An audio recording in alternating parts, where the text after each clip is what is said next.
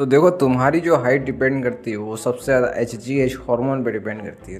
तो तुम्हें उसे बूस्ट करने पे ध्यान देना चाहिए। अब देखो, जो एच हार्मोन है वो इन 3 चीज़ों से बूस्ट होता है। सबसे पहला स्लीप। देखो, स्लीप एक ऐसी चीज़ है जो सिर्फ तुम्हारे एच हार्मोन को ही नहीं बल्कि ओवरऑल तुम्हारी हर एक बॉडी में होने वाली चीज़ पे इम्पेक्ट डालती है। अगर तुम अपनी स्लीप को इम्प्रूव नहीं करोगे तो तुम्हारी ओवरऑल हेल्थ है वो बिगड़ना स्टार्ट हो जाएगी। अब देखो, तुम्हें जो है एक स्लीप अब देखो, अगर तुम अपनी एक टीनेज में हो, अगर तुम्हारी एज 15 से 18 या 19 के बीच में, तो तुम्हें मिनिमम 9 से 10 घंटे की स्लीप लेना ही लेना है, चाहे कुछ भी हो जाए। और हाँ, एक चीज़ तुम्हें ध्यान रखनी है स्लीप लेते टाइम कि तुम्हें स्लीप से पहले ना तो फ़ोन या फिर टीवी देखना है कम से कम 1 घंटा पहले, और खाना तो कम से कम 2.5 से 3 घंटा पहले खाना है, ताकि तुम्हारी बॉडी रिलैक्स रहे और तुम डीप स्लीप ले पाओ। Second, diet. देखो, हमारे एच हार्मोन को बूस्ट करने में हमारी डाइट बहुत ज़्यादा इंपॉर्टेंट रोल प्ले करती है। तो तुम्हें अपनी डाइट में प्रोटीन हाई रखना है।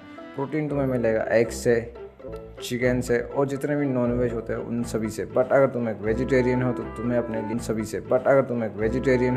अपने लिए वेज फूड खाना है, जैसे कि पनीर या soya chunks, but limited quantity में। सेकेंड है तुम्हारी फिजिकल एक्टिविटी।